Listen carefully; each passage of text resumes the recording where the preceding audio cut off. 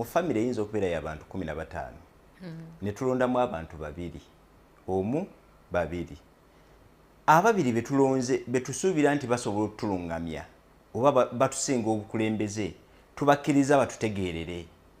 So abantu bano ababiri tebayina kakwate mu kukulagira ogaba otya.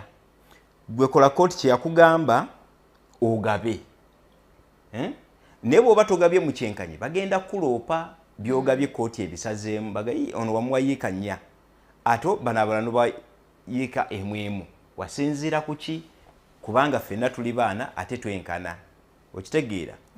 Wano tulinako abaana abaali basoma nga baana bato baali beetaaga extra share 20% ey'abaana abasoma ku estate ate gwe wagabiza nga bo tobafuddeeko. Ebyo bye tuyinza okuvunaana naye senga otuukiriza okugabanyanga amateeka bwe gagamba tolinda baganda bwe bakkirize gwe genda maaso ogabe gundi nkugabidde wano gundi wano gundi wano nze okugaba okwange nkumaze zaayo mu kooti ogigambye nti ono namuwa kino ofayiringa ekibayita final account and distribution oteekeko n'amannya gaabwe na buli omu kyeyafuna omulimu gwo nga administrator guba gukoze eki guba guwedde era oba onaabye engalo nga Pilato bwe yakola nti teguli kunze gubeere ku mmwe n'abaana bammwe.